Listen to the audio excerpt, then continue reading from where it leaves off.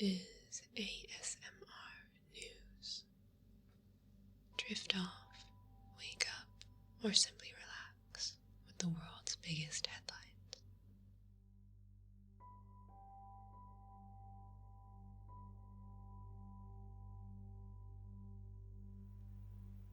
Millions in Europe are facing strict new measures as governments battle a second wave of coronavirus outbreaks. President Macron announced a nighttime curfew being imposed on Paris and 8 other cities on Saturday as France reported 30,621 infections on Thursday, up from 22,591 the day before. In addition to France, Italy, Poland, and Germany all recorded their largest daily rise in new cases on Thursday since mass testing began, and Russia recorded its highest number of daily fatalities, 286 since the start of the epidemic. And from Saturday, socializing indoors will be banned in London as the UK capital and other areas of England will be put under a higher COVID alert.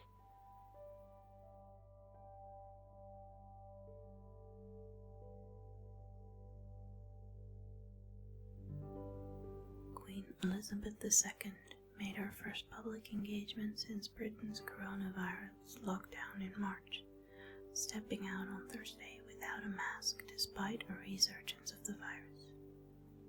The 94-year-old monarch was joined by her grandson Prince William on a visit to the Defence Science and Technology Laboratory at Portondown, southwest England.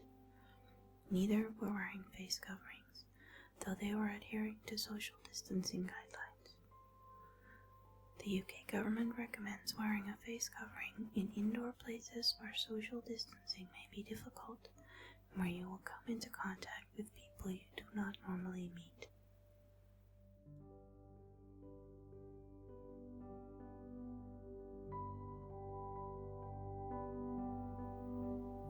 COVID-19 outbreak of 12 locally transmitted cases in the Chinese city of Qingdao, which prompted mass testing of millions of residents, has been traced back to 2 dock workers. So far, no new cases related to the cluster have been identified, but 1 new case separate from the cluster has been found.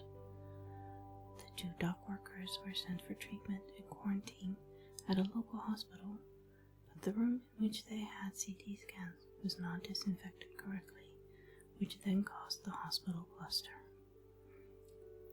Already, heads are rolling. The director of the Qingdao Health Commission and the president of the Qingdao Test Hospital were removed from their posts on Thursday.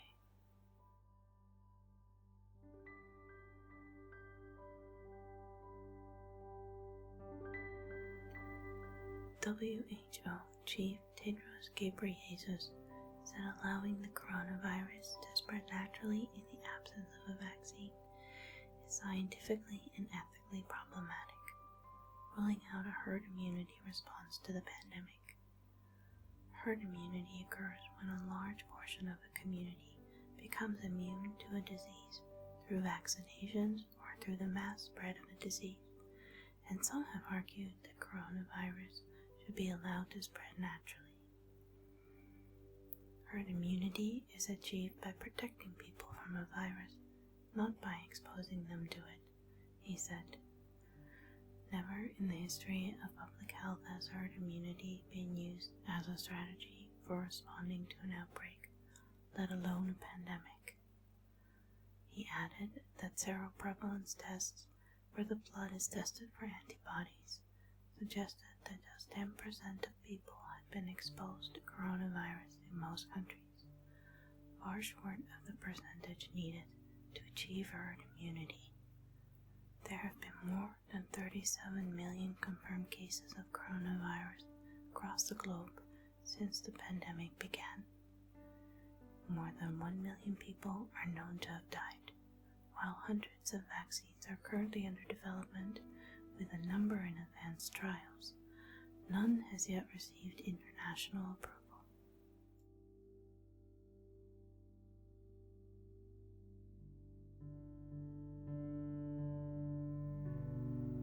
Human trials of the Russian COVID-19 vaccine have begun in the United Arab Emirates. The trials are the second of the Sputnik V vaccine abroad, following the launch of trials in Belarus. Trials are also expected to begin in Venezuela in the near future.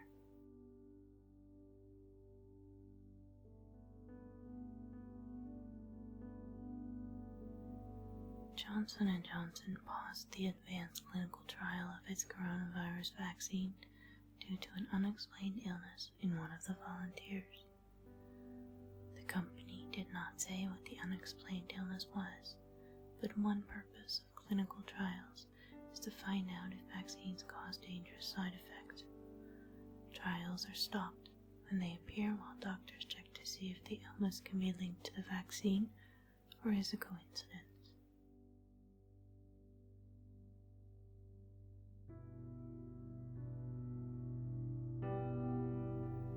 The Food and Drug Administration uncovered a number of serious quality control problems at an Eli Lilly plant that is said to manufacture a promising COVID-19 antibody treatment. The report said the issues could hurt Lilly's bid to get emergency use authorization for the treatment.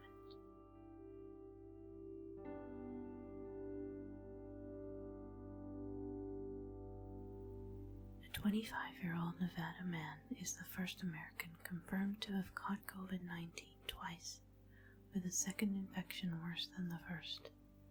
His case raises questions about how long people are protected after being infected with the coronavirus that causes the disease, and potentially how protective a vaccine might be.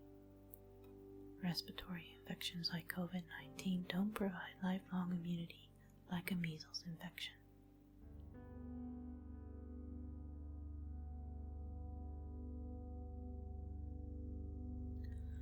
The pandemic will cost the Americans an estimated $16 trillion, according to a study published in the Journal of the American Medical Association.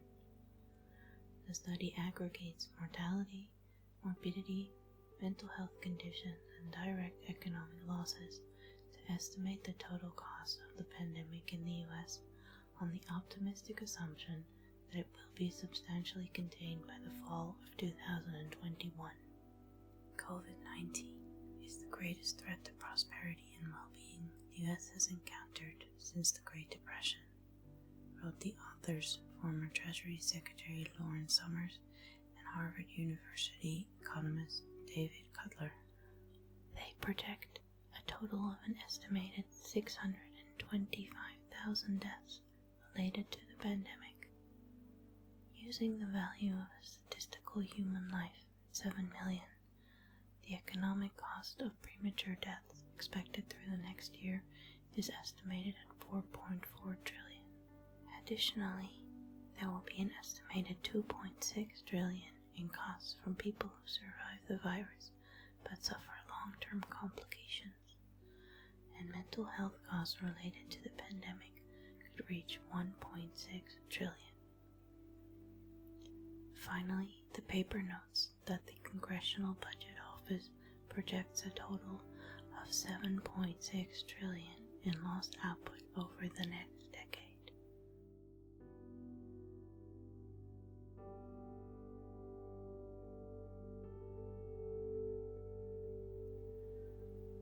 The coronavirus can survive on banknotes, glass, and stainless steel for up to 28 days, much longer than the flu virus, highlighting the need for cleaning and hand washing. Findings from the study done by Australia's National Science Agency, CSIRO, appear to show that in a very controlled environment, the virus remained infectious for longer than other studies have found. By comparison, influenza A virus has been found to survive on surfaces for 17 days.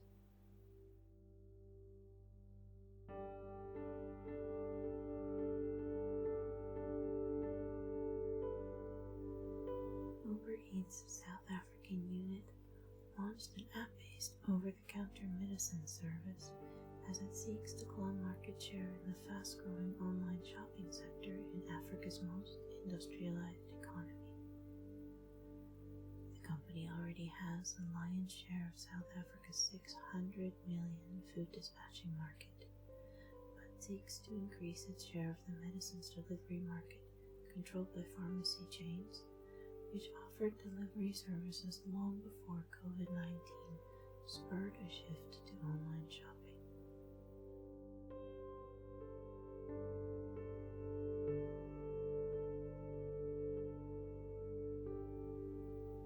President Donald Trump and his challenger, former Vice President Joe Biden, both deflected key questions during separate town halls on Thursday. Trump declined to disavow QAnon, a bizarre online conspiracy, while Biden would not divulge plans for the Supreme Court. The town halls, in which candidates answered to voter questions, replaced a cancelled second presidential debate, which Trump refused to join virtually following his COVID-19 diagnosis.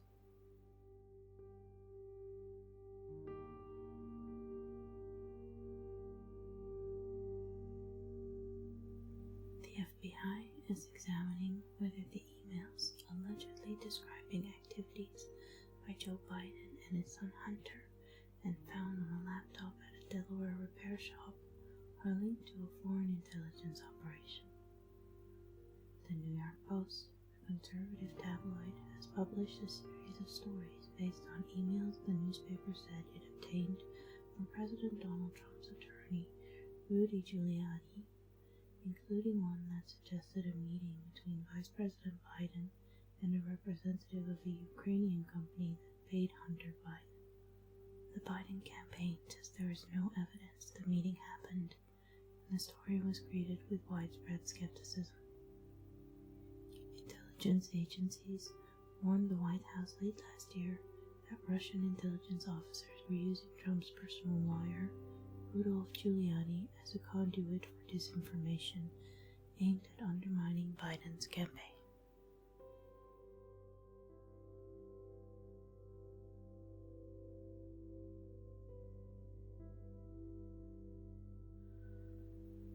The Trump administration rejected California's request for disaster relief aid for 6 recent fires that have scorched more than 1.8 million acres inland, destroyed thousands of structures, and caused at least 3 deaths. The state will appeal the decision, which came weeks after Trump visited California after a period of silence on its wildfires, and blamed poor forest management, not climate change, for the fires.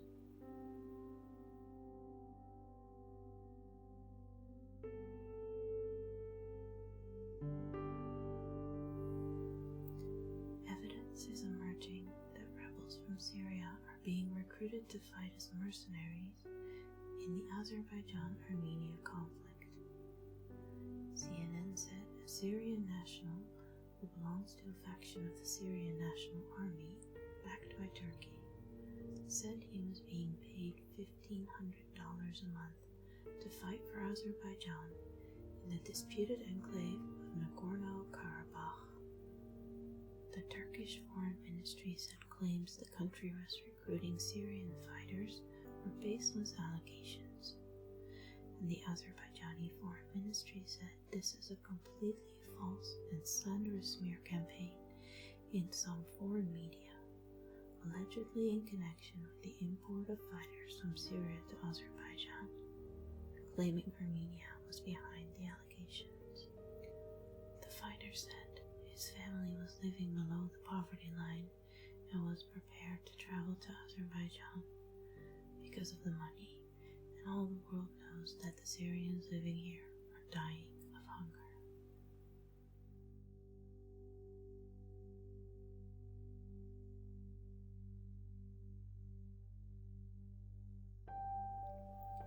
Kyrgyz President Sooronbay Sheimbekov resigned after 10 days of unrest following a disputed election, the third president to be toppled in a popular uprising since 2005 in the Central Asian Republic bordering on China.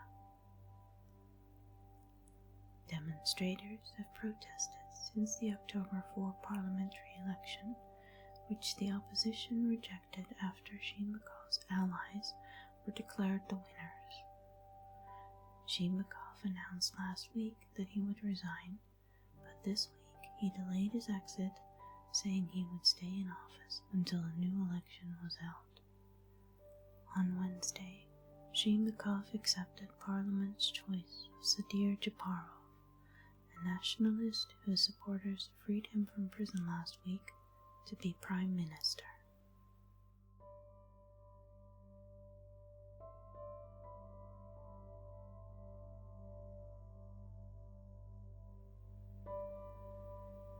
Two United States citizens and the remains of a third have been released by Iran-backed militants in Yemen. American citizens Sandra Lowley and Michael Chidada were released from Houthi custody Wednesday, along with the remains of Bilal Fatin. Lowley, a humanitarian worker, had been held hostage for 16 months, and Chidada, a businessman, had been held for more than a year. At the same time, 283 Houthi rebels who have been fighting a Saudi-led coalition returned to Yemen from Oman. The State Department did not comment on a possible trade.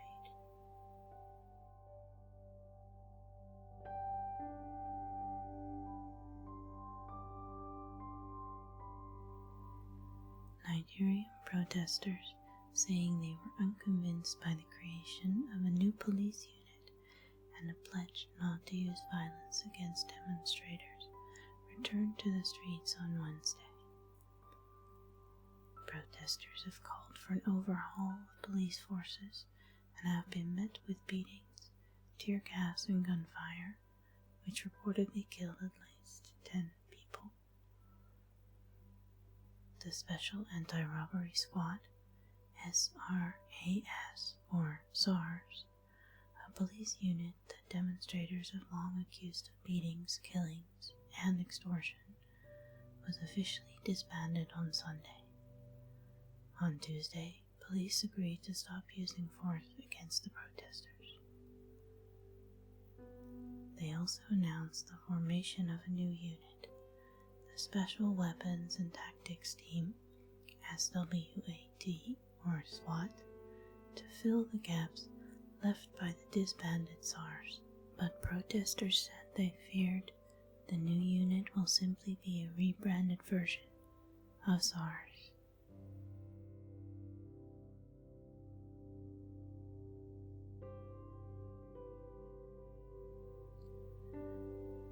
Disney has updated a content advisory notice for racism in its classic films with a strengthened message.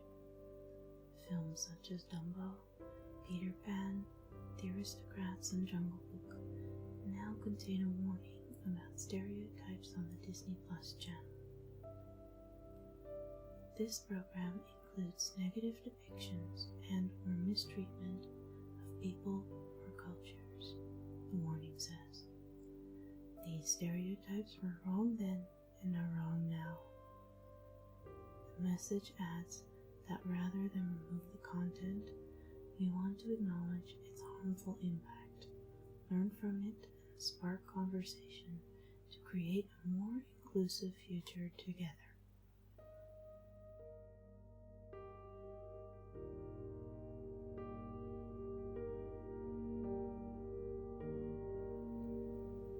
EU leaders called for a continuation of post-Brexit trade talks and urged the UK to make the necessary moves towards a deal. EU chief negotiator Michel Barnier said fresh intensive talks should aim to reach a deal around the end of October. But the chief UK negotiator, Lord David Frost, was disappointed by the EU's approach, tweeting that the EU was expecting all future moves for a deal to come from the UK, which he called an unusual approach to conducting a negotiation. They are seeking an agreement to govern their trading relationship once the UK's post-Brexit transition period ends in December, and each side is calling on the other to compromise on key issues, including fishing and limits on government subsidies to businesses.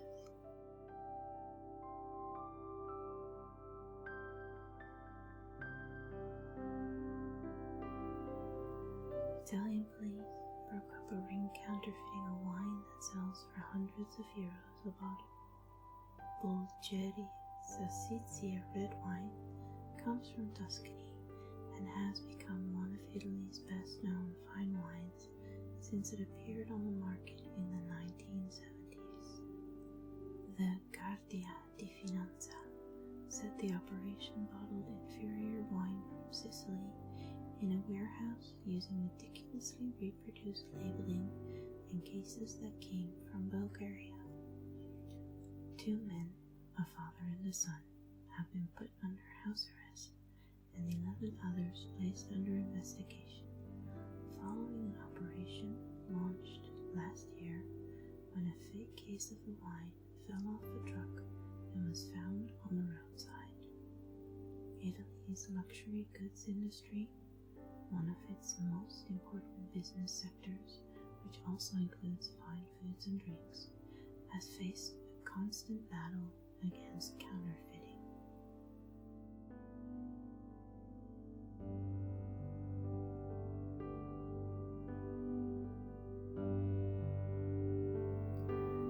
YouTube announced a sweeping crackdown on content linked to the QAnon conspiracy theory, following steps already taken by Twitter and Facebook. The company said it would ban material targeting a person or group with conspiracy theories that have been used to justify violence. The QAnon movement alleges US President Donald Trump is battling a cabal of elite, Satan-worshipping pedophiles. The FBI last year issued a warning about conspiracy theory-driven domestic extremists and designated QAnon a potential U.S. domestic extremist threat.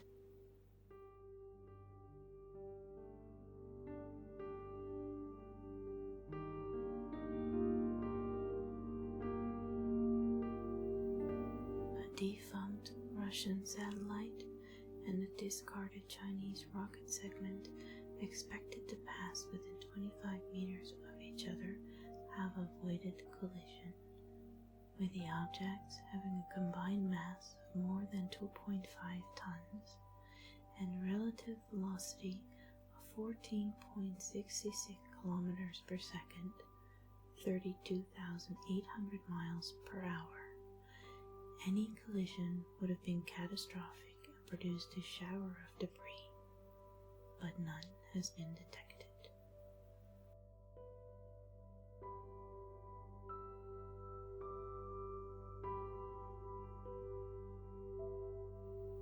Belgium's Princess Delphine met her half-brother King Philippe for the first time, following a successful legal battle to use a royal title. The princess, who was 52, spent years fighting to be recognized as a child of former King Albert, who admitted paternity in January. A court later granted her the same rights and titles as his children by marriage.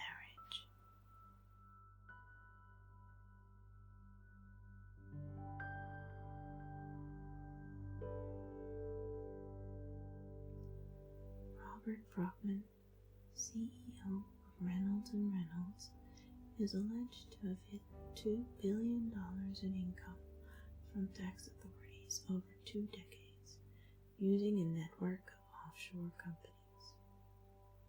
He appeared by teleconference at a federal court in Houston, Texas, and pleaded not guilty to the charges. Prosecutors said they were alerted to his alleged activities by fellow billionaire Robert Smith, who they say testified against him, to avoid prosecution himself and agreeing to a $140 million settlement in a tax evasion case. Smith promised to pay all student debt for 2019 graduates of the Morehouse College.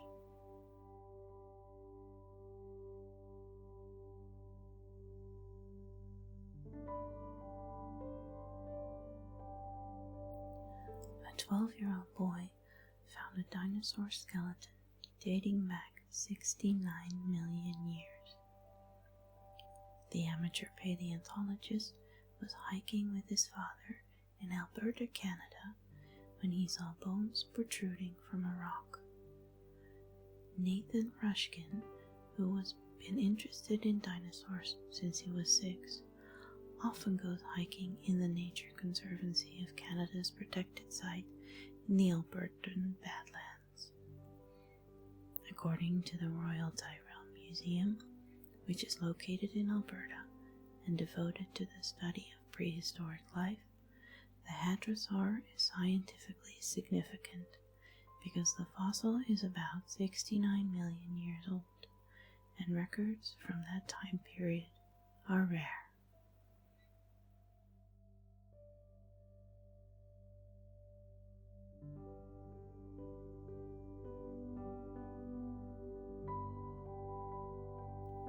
The music label behind the planet's biggest K-pop sensation has parlayed that success into a stock market hit, raising 963 billion won, or $840 million, in its initial public offering. Big Hit Entertainments is South Korea's largest IPO since July 2017. It is now worth 8.7 trillion won, or $7.6 billion, making it more valuable than the country's 3 biggest listed record labels combined. And that's almost entirely thanks to the meteoric rise of BTS, which accounted for 97% of Big Hit's sales last year. Relying on the creative output of any celebrity talent comes with a range of potential problems, from scandal to unforeseen tragedy. But BTS has a unique complication that could threaten the business.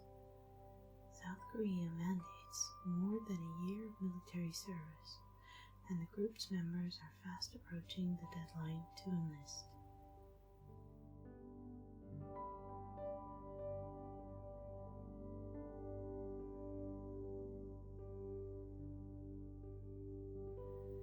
Mexico has identified 2 women who may have undergone surgery without their consent while being detained at the Irwin County Detention Center in Osceola, Georgia, while in the custody of Immigration and Customs Enforcement. Last month, a nurse who previously worked at the Georgia Detention Center made a whistleblower complaint raising concerns about alleged medical neglect and questionable hysterectomies and procedures performed on migrant women by a gynecologist who left them bruised and performed unnecessary procedures.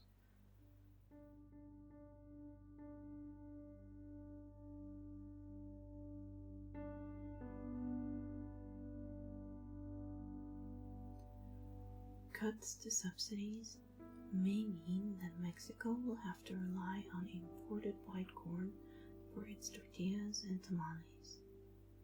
The country's agricultural budget has been reduced by a third, and payments to large farmers who account for 2/3 of corn production have been eliminated. Mexico has historically been self-sufficient in white corn, but Jose Gacho, vice president of Grupo Minza, the country's second-largest flour miller, said these changes could force the company to buy imported supplies for the first time in years.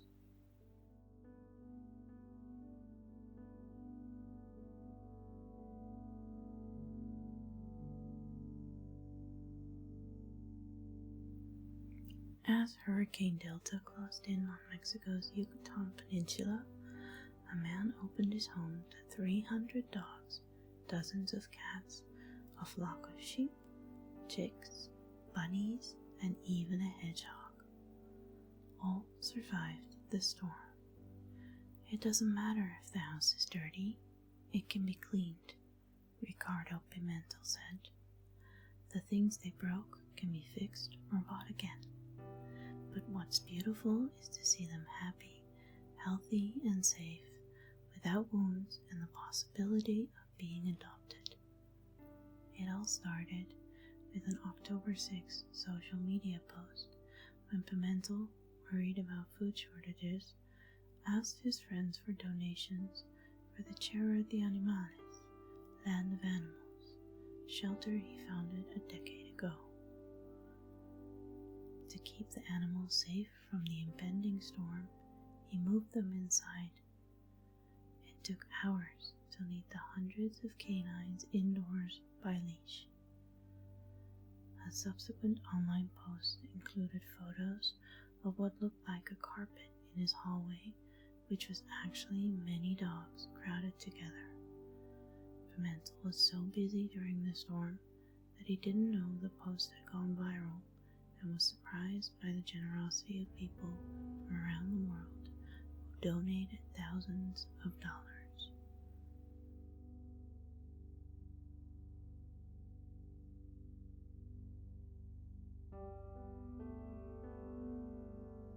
This